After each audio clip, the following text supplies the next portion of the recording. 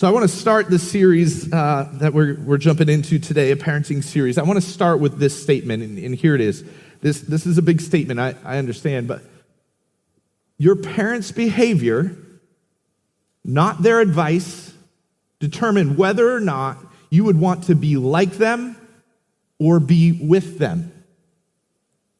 Your parents' behavior, not their parenting style, not that one time they were a little heavy-handed in disciplining you, not that one time where they said the one thing that they shouldn't have said, not those things, but your parents' behavior, not their advice, determined whether or not you would want to be like them when you grew up or be with them, spend time with them once you were free to choose for yourself.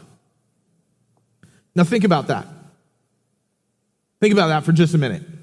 It was their behavior towards what? Towards each other, the way that they interacted with each other, maybe as married husband and wife, mom and dad, or as divorced, mom and dad, or as the way that they interacted with whoever was living in the house at the time. It was their behavior towards you that kind of set this relationship trajectory. It was different. It was whatever their behavior was. It was what they did, not even what they required of you. Not when your curfew was. Not when what time how much your allowance was. It's none of those things. But it was their behavior.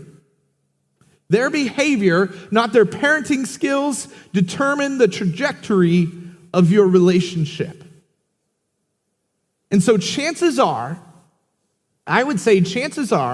it's fair to say that it will be your behavior, not your advice, that will determine whether or not your children like you when they grow up, want to like you now, not just when you grow up, whether or not they like you, want to be like you, want to parent like you, want to be you, want to be with you and spend time with you when they're old enough to decide for themselves.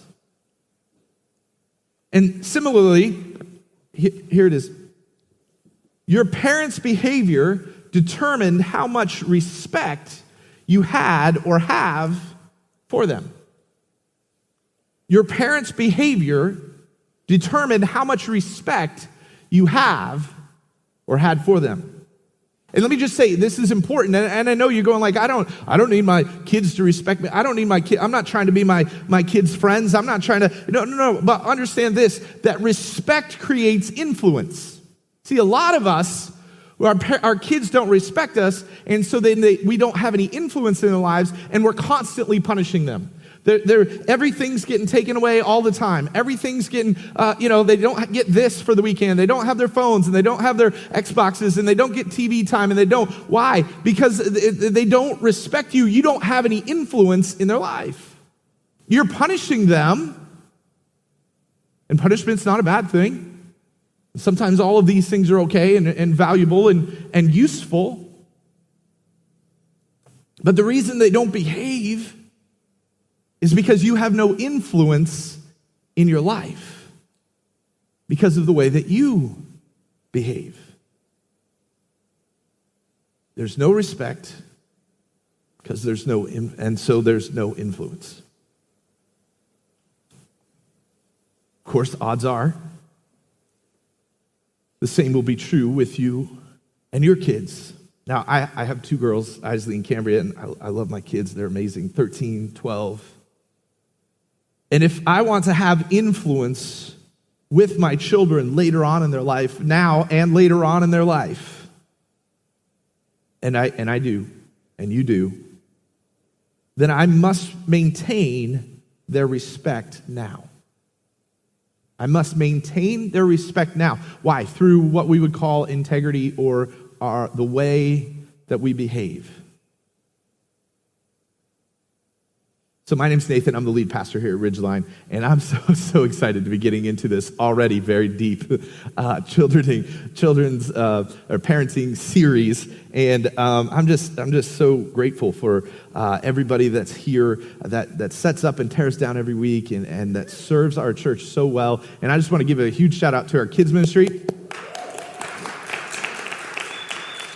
They do an incredible job, and we are hoping soon to be able to open up our elementary age kids ministry as well. And so if you're interested in being a part of that or serving in that or leading in that or whatever, man, we'd love to have you be a part because that is a very important part of what we do on a Sunday morning. And so as kind of all of this stuff comes to an end that we've been dealing with over the last year with COVID and all that, we're getting ready to relaunch that. Now, one thing to let you know about, last week we launched our small group semester, and it was a great service. We celebrated our birthday and all that. It was awesome. And you can still sign up for small groups. A lot of them have not had their first meeting yet. That'll be this week. Some of them did, but it was more of an intro meeting or whatever. So there's no closed small groups yet. So feel free to jump in, sign up on our central hub, ridgelineasheville.com, and you can find all the information you need to know about our small groups, and you can find, you can get signed up for one that seems to fit you real well. So sign up now. So today we're starting this series on parenting. And we've called it 9 months later because usually in February we do a series on relational intimacy, to put it vaguely. And so, but because there are some elementary age kids in the room, we decided, what if we did a series that started 9 months later, and it was about how to deal with the consequences of your relational intimacy. And so we decided, let's do a parenting series. I think this is going to be a lot of fun, and it's going to be very useful. And so, but the thought of having kids sometimes, I remember before Crystal and I had kids, the thought of having kids can be this exciting thought, right? It can be this like, man, this is incredible. Someday I'm going to be a dad. Someday I'm going to be a mom. Someday I'm going to be whatever. But after all the romance is over, it dawns on you that all of a sudden you have someone else's life in your hands. Like, I'm responsible for the way this kid turns out. I'm responsible for whether this kid is a contributing member of society, right? Like, I am responsible for raising them in a godly manner. And you have some, so if you're a parent, or maybe you're about to be a parent, or someday you hope to be a parent, or you're helping a parent with parenting, or you're watching your own kids parent, then I think this is a great series for you. The topics that we'll get into are going to be amazing. And so we've probably all had the same realization that just because we had parents doesn't necessarily make us great parents, right? Or just because we were a kid doesn't mean that we really know how to raise kids. I mean, that's kind of like saying, well, I had surgery once, so I'm qualified to do this surgery, right? Like no. That one of those things does not necessarily equal the other. And here's what I love. The parenting advice in the Bible, okay, there's not a lot of it. At least there is, but it's not as direct. Like, you have to really look, and we're going to really look today. We're going to find some great parenting advice in a little. But if you were to, if for those of us who've read through the Bible, you can say there's like no good examples of healthy family dynamics in Scripture. Like, virtually none. Like, there's not many at all. Like, take for instance the first family. The first family in Scripture, Adam and Eve, God creates them. He puts them in this beautiful garden. They have no worries. They don't have to work. Like, everything they need is sustained for them by God. And what do? They enter into sin. That's the first family before kids come along. That's the first family. The first generation of the first family, like, they go on, they have two boys. One murders the other one. Like, first family. Like this is how it starts out. And then you go a couple generations down, and there's this guy named there's this guy named Noah. And Noah, after he saves the whole world, I think it's Noah, two of his daughters, they don't have any kids, and they want to have kids, and so they get their dad drunk, and that way they can have kids. Like, that's a weird family dynamic right there. There's some weird family. And then there's King David, and one of his sons, because he has all these wives and different sons from different families. And King David, one of his sons overthrows the kingdom. Absalom overthrows David as king, and then to make a statement about how much he doesn't like his dad, he takes some of his dad's wives and concubines, and he takes them up on the top of the palace in the middle of the city, and he violates them, and just to make a statement. That's a messed up kind of family. And we even in the life of Jesus, we don't see a lot of the family dynamics other than one time they left him somewhere. When he was at church, they just kind of left him. They didn't realize. And look, I know they were probably great parents, but that one story alone doesn't paint this picture of Jesus having like incredible parents, right? And while Jesus never talked specifically about parenting directly, he laid the foundation for parenting when he laid the foundation for our behavior in general. And did I mention that, your behavior will determine whether or not your children will want to be like you or be with you? You see, Jesus laid the foundation for his followers' behavior when he issued what he calls this new commandment, or this new covenant command. He calls it this new commandment. And here's what Jesus says in John chapter 13. He's teaching, and here's what he says. It's this new commandment. So I give you a new commandment: love each other just as much as I have loved you. Love each other just as much as I love you. That's this new commandment. See, Jesus set this new standard for love for his followers.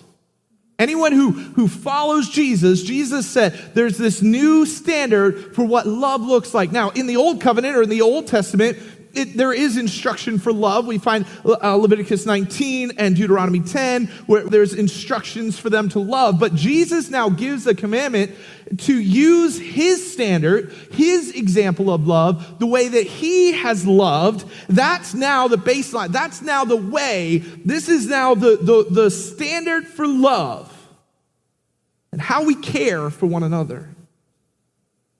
Now, the Apostle Paul later referred to this kind of all-encompassing commandment as the law of Christ. He refers to this statement that Jesus makes, he refers to it as the law of Christ, which is to love others as Jesus loved us. And here's the challenge. Problem is, or the challenge with parenting is that parenting seems to bring out the worst in us sometimes, doesn't it? It brings out of us the things that are deep on the inside of us. I mean, nothing can surface our own self-centeredness or selfishness quicker or more aggressively than raising another human being. Nothing surfaces those types of things on the inside of us more than raising another human being. And ironically, raising another human being who came into the world with one agenda, and it's the same agenda that I came into the world with. What's in it for me? What's in it for me? I want my way. I want. Give me. And if I can't get my way, I'll get in your way, and I'll make your life miserable. Change me, feed me, take care of me, touch me, don't touch me, pick me up, put me down. I don't care that it's 4 a.m, and you have to go to work tomorrow, later, 4 hours from now. And we all came into the world this way. But man, nothing gets that thing that's inside of us to surface, like having to deal with the agenda that we came into the world with. And from day one, this is crazy. From day one, the stage is set for a clash of wills. And it's a clash of wills that has the potential to bring out the worst in all of us. It brings out our fear, and it brings out our insecurity and our anxiety, and it brings out our anger, and it brings out, man, all the ugly that's on the inside of us. But I love Paul's most famous explanation of these words that Jesus said. This new covenant, the law of love.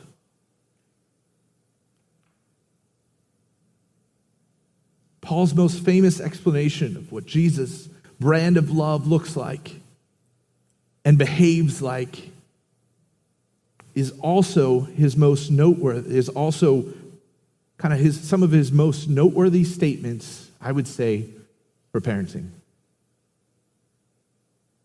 And so we're going to read just a couple verses because I don't want us, I want us all to come back next week, okay? I don't want you to be so discouraged. So we're just going to read a couple verses, 1 Corinthians 13, the chapter, the love chapter, right? And so, but what I want you to do is I want you to replace the word love with my parenting, okay? This is why we're stopping at just a couple of verses, because it will get really discouraging really fast. Or at least it was for me. Maybe you guys are awesome parents, and so you're like, no, I nailed that. All right, so here we go. 1 Corinthians 13, we'll start in verse 4, and it says, love is, or my parenting is large and incredibly patient.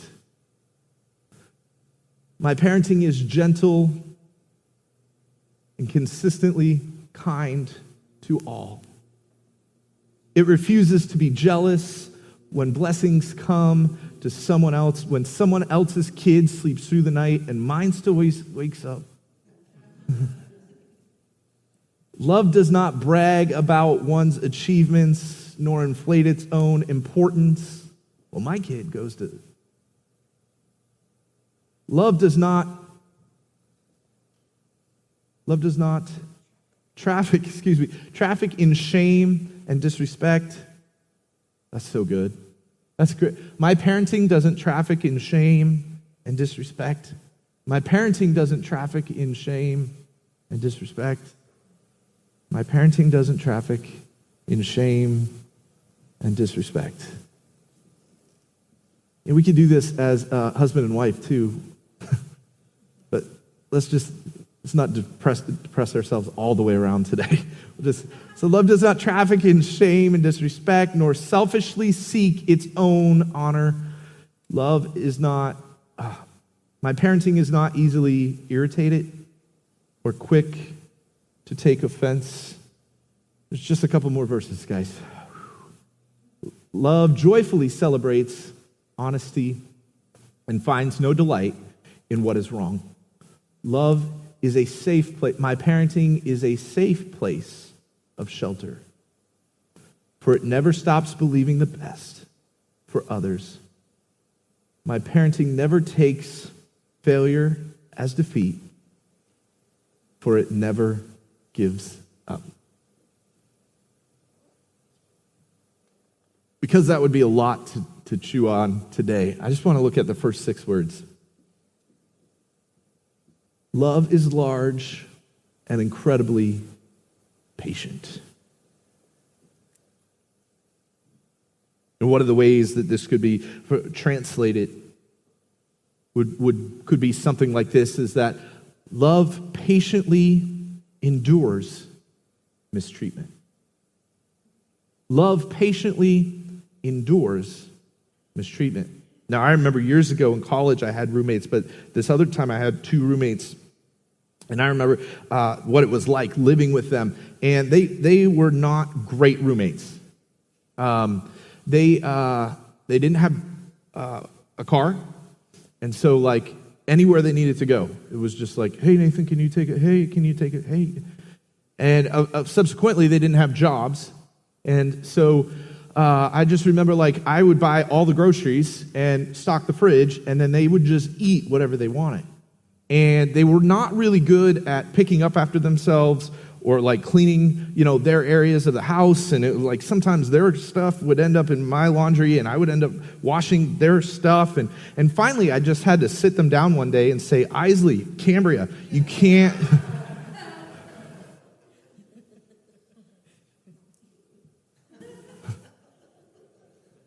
This portion of Scripture could mean, this is what, the essence of this, that love is incredibly patient, even in difficult relationships.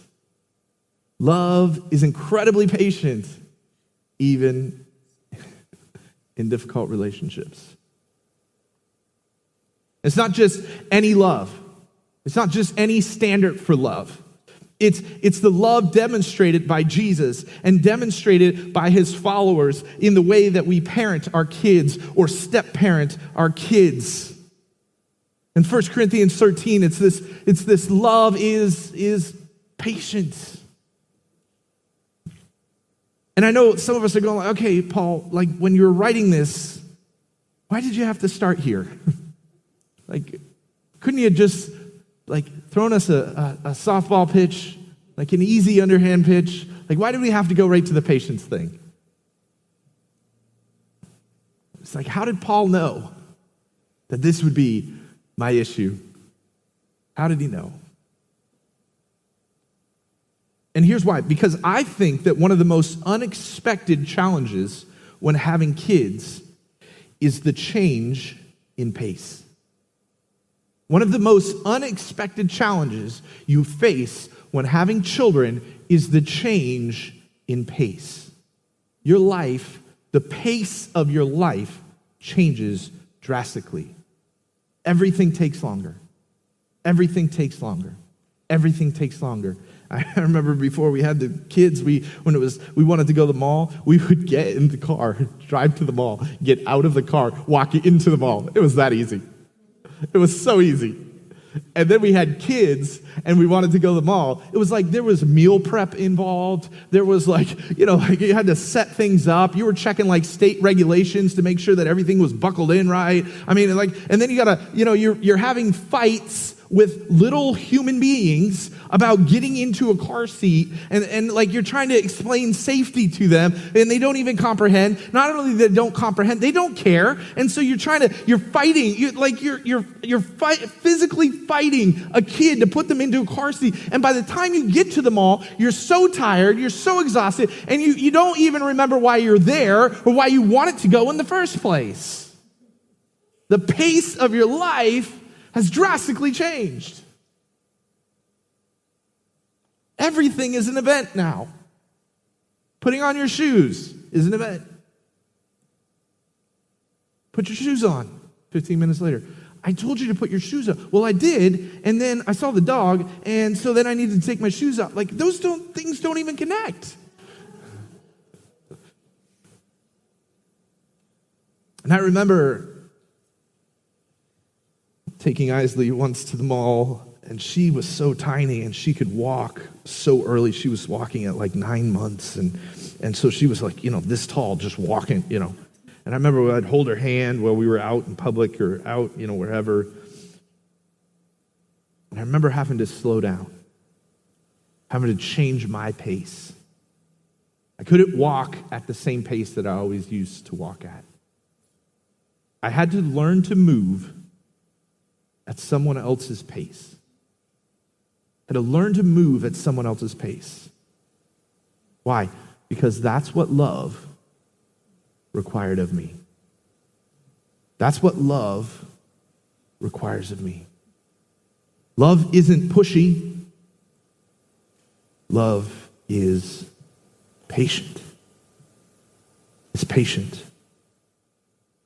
And Paul's point, I think, in making this statement is that love chooses to move at the other person's pace. Love chooses to move at the other person's pace rather than requiring them to move at your pace. But here's the problem with this, is that patience is hard because patience isn't natural. Your natural pace is natural. My natural pace is what's natural to me, not patience. And you can even kind of look back, maybe for those of you that are married, and see there was a pace adjustment when you got married. And probably throughout your life at many points, there was a pace adjustment. When Crystal started school several years ago, there was a pace adjustment, right? When we went to plant the church here just over 5 years ago, there was a pace adjustment. Of course, having kids, there was a pace adjustment. And we had to kind of learn to stay in sync. But since God moved at our pace, I believe that we are called to do the same for others, and specifically for our children. We are called to do the same. If not, what happens? If not, literally what happens? Think about it. If we insist that moving at our pace, we cause separation between ourselves and our children physically when we're walking, but also emotionally and relationally when we push them beyond their capacity. And when we separate and we frustrate. We separate and we frustrate. If I were to walk at my capacity, my normal stride when Isley was 9-10 months old, it would just be me dragging her. And eventually that would be very uncomfortable for her. And that would be frustrating for her. And and imagine if we did that our whole lives, she would eventually start to wonder, when she had the capacity, wonder, why does Dad always walk this fast? And just drag me along. And then when she's old enough and she doesn't need to hold my hand anymore, I just keep walking at my pace and she walks at her pace. And now there's literal distance between us. Carry that into her teenage years. Now there's emotional distance between us.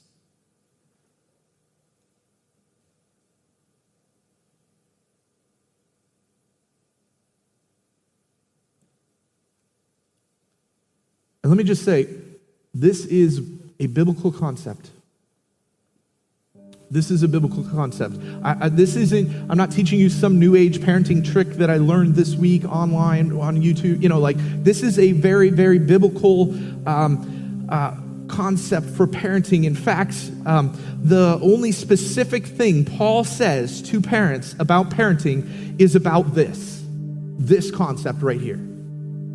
It's about this. And he says it in two different letters. He writes it, to two different groups of people, at least the same portion, first half of his full statement here. And so Colossians chapter 3:21, here's what it says. It says, "Fathers, do not exacerbate your children. Aspirate. Did I say it right? Exasperate. Do not exasperate your children." In other words, what other translations say, don't provoke your children. Stir up. Don't frustrate them. Don't insist on winning. Don't insist on outsmarting. Don't insist on out-talking. Don't insist on pushing too hard or moving too fast. And he says here's why. He says this. Or they will become discouraged. Or they will become discouraged. Or they will become discouraged. They'll become discouraged and they will lose motivation in the way that they live their life. Or they will stop because they can't keep up. And the result ultimately is separation. The result is separation. And again, you're like, man, Paul, how did you know? How did you know? Why? Because love is patient. And I know what some of you are thinking. I know some of you are here this morning and you're thinking, man, this is a great message and you're doing a really good job with this. Thank you for sharing. And some others of you, that was a joke, guys. But others of you, yeah, but if I don't push my kids, if I don't expect more of them and ensure that they reach their maximum potential, well, then they won't turn out like what? Turn out like what? Let me finish this sentence for you. They won't turn out the way that you want them to turn out. they won't turn out the way that you want them to turn out.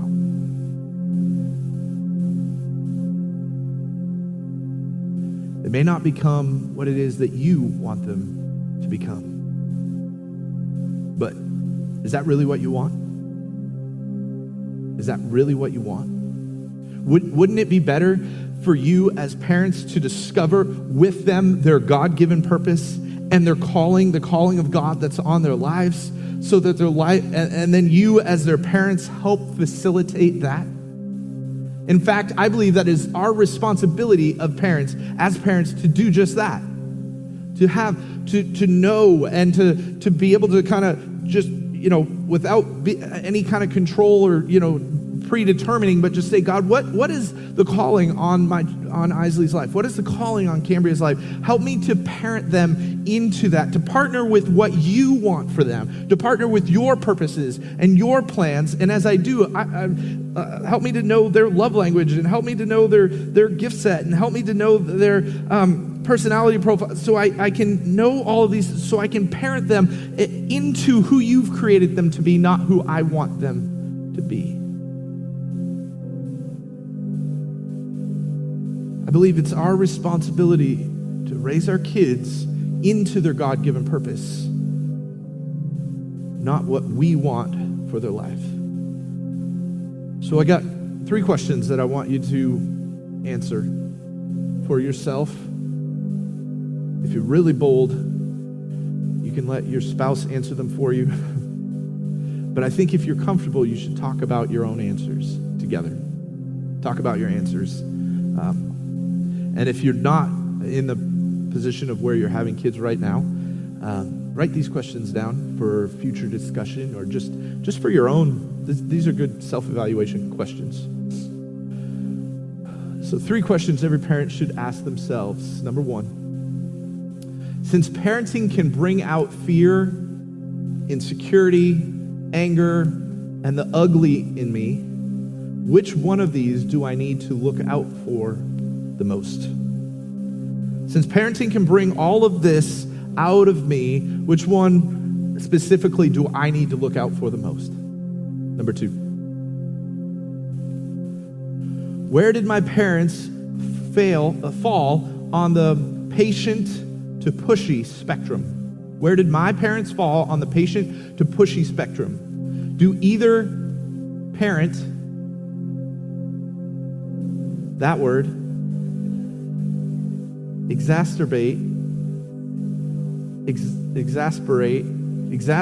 me in their effort to get me to excel? Did either of my parents push me too hard in an effort to get me to excel? Number 3, where do I fall on the patient to pushy spectrum in my marriage, with my kids, at work, at school, at wherever fits your life? Where do I fall on that spectrum? Where do I fall on the patient to pushy spectrum? Where do I fall on the patient to pushy spectrum?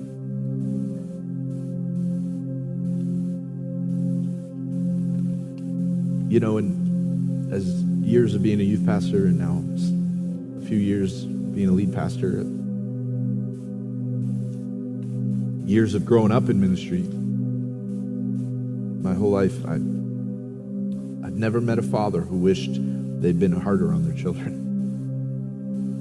I've never met one. I've never met one. But I have met some who had little to no relationship with their adult children because they were so insistent that their kids become what they had failed to become themselves. They were so insistent that their kids do this or the kids do that. I never got to go to college, so you're definitely going to college.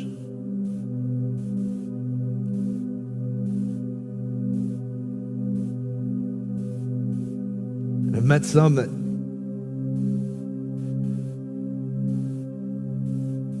they had mistook defining moments for teachable moments.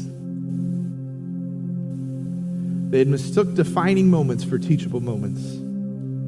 There are defining moments in the life of our kids, and we have to be very careful that we don't mistake defining moments for teachable moments. A defining moment is way better for your child than a teachable moment. You see, kids may remember teachable moments, but they will be marked by defining moments. How you handle their first F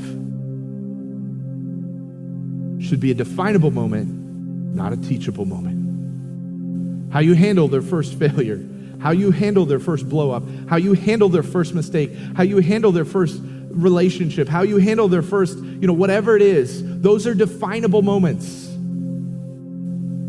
We need to be careful that we help define our relationship with our kids instead of taking the opportunity to make it a teachable moment.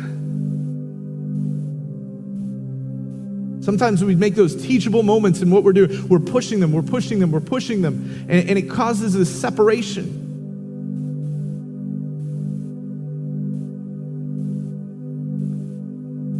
So we inspire, yeah. We motivate, of course. We push to the point of exhaustion and frustration, no. We compare and shame, no. Because that's about you, not them. Love is not pushy. Love doesn't drive a wedge. Love doesn't allow ego and reputation to dictate the tone of the relationship. Love picks up on someone's natural pace and rhythm and adjusts their pace to their pace and to their rhythm. Love maintains influence all along the way. Why? Because love is patient. So who feels rushed by you? Or who feels unnecessarily, maybe unhealthy pressure when you walk into the room, or when you walk through the front door? Who are you driving away in an effort to bring out their best?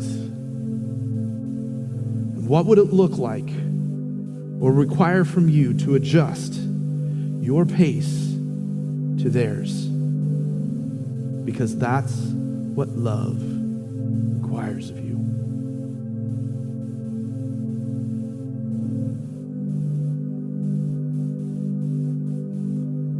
And if we could operate in this well, I believe we would gain back the respect of our children and their behavior. We would close that gap, and their behavior would begin to adjust. Not because we kept taking enough things away, or we kept punishing them enough this way or that way, but because we behaved in a way that demonstrated integrity, and we became someone that they admired and respected. And one day, if you live long enough, you're going to slow down. You're going to need those around you to adjust their pace to your new pace. And it will require patience from those you love the most. So I hope that you raised patient children who have seen what it looks like to adjust their pace to the pace of those they love. Let's pray.